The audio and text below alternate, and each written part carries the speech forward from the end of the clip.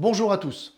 Vous êtes plusieurs milliers à suivre ma page Facebook @blog.mandataire-imo. Le groupe mandataire et négociateur immobilier, mais aussi mon profil personnel Dominique Pireda. Et je vous en remercie. Justement, principalement sur mon profil perso, ces dernières semaines, vous avez pu remarquer que j'ai partagé presque quotidiennement certaines de mes modestes performances sportives. Pourquoi prendre le risque de vous embêter avec ce genre de publication? Pour quels résultats? Je vous explique tout cela après la pub. Rejoignez l'équipe de Dominique. Il vous fera bénéficier de son expérience, de ses formations et des outils du réseau Ausimo. Vous toucherez 85% sur toutes vos ventes. Vous conviendrez qu'en dehors des publications sur l'immobilier, je communique peu sur moi-même, même si d'après les social media managers que j'ai pu consulter, c'est une erreur. Pourtant, depuis environ 2 mois sur mon profil perso, j'ai fréquemment communiqué sur l'activité sportive que je m'impose chaque jour et que je continue à m'imposer avant de démarrer ma journée. Une séance quotidienne d'environ 1h30 et un minimum de 20 km en VTT, tous les jours de la semaine. Loin d'être un exploit sportif mondial, régional ou même local, alors pourquoi partager sur les réseaux sociaux cette expérience et surtout aujourd'hui en faire le sujet principal de cette vidéo? 2 raisons à cela. 1. Être honnête et partager avec vous le véritable objectif de cette communication. 2. Vous communiquer les résultats de l'impact assez surprenant de ce type de communication.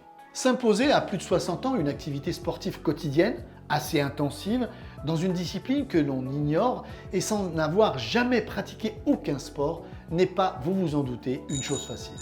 Justement, qui dans sa vie ne s'est jamais lancé ce type de défi ou pris de bonnes résolutions en début d'année qui, hélas, la plupart du temps, finissent tous par très vite tomber aux oubliettes. Des situations, des challenges, des défis que nous connaissons tous comme arrêter de fumer, perdre du poids, se mettre au sport, mais également professionnels comme arrêter de procrastiner, se mettre à prospecter ou encore se fixer et atteindre des objectifs. Chaque fois, notre difficulté est de pouvoir tenir sur la durée. Persévérer jusqu'à pouvoir commencer à ressentir et mesurer les premiers effets positifs de nos actions. Persévérer jusqu'à ce que notre corps ou notre esprit ressente et comprenne l'utilité et le bénéfice des actions et des contraintes que nous lui imposons. Bien plus que dans la hauteur de nos objectifs ou la teneur de nos défis, c'est là que se trouve la véritable difficulté. Tenir bon assez longtemps. Dans mon cas, je l'avoue, je me suis servi de vous.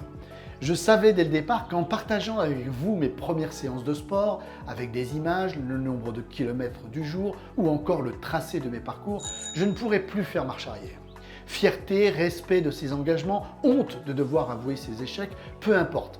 La technique de l'engagement vis-à-vis des autres reste extraordinairement efficace. Après pratiquement 2 mois à parcourir chaque matin plus de 20 km à vélo, le pari est gagné. D'abord, j'éprouve désormais un réel plaisir à le faire et je vous épargne l'énumération de tous les bénéfices annexes que j'en tire, physiquement mais aussi intellectuellement et par conséquent professionnellement. On pourrait dire objectif atteint, fin de l'histoire. Pourtant, elle ne s'arrête pas là. Car si au final, savoir que je parcours 20 km minimum par jour en VTT n'intéresse pas grand monde, j'ai tout de même pu observer et vérifier combien cette communication a été efficace en termes de mobilisation sur les réseaux sociaux. En fait, vous n'avez jamais été aussi nombreux à liker et à commenter mes publications. Bien au-delà des posts et des vidéos hebdomadaires que vous êtes pourtant des milliers à suivre chaque semaine. Bien que très personnel, c'est donc une bonne piste pour comprendre comment construire un personal branding, en français, sa propre marque sur les réseaux sociaux. En conclusion, désolé pour ceux que j'ai pu ennuyer en parlant de mes pseudo-exploits sportifs, même si je vous encourage à faire de même. Non, pas à enfourcher un vélo chaque matin, quoique je vous assure que c'est très agréable, mais à prendre l'habitude pour tout nouveau défi ou objectif personnel ou professionnel pour lesquels vous savez devoir persévérer, de vous engager de 2 façons. 1, envers vous-même, 2, envers les autres. Soyez fiers du courage qu'il faut pour vous lancer. Inutile d'avoir des milliers de followers pour cela. Le fait de l'annoncer haut et fort à votre entourage, vos amis, votre famille, vos clients, votre audience, vous aidera à ne pas baisser les bras. C'est auprès et grâce à toutes les personnes qui gravitent autour de vous que vous trouverez et surtout conserverez votre motivation et la force de persévérer. Alors certains vous encourageront, d'autres ne s'exprimeront pas, mais vous saurez qu'ils sont là à vous observer et à vous suivre.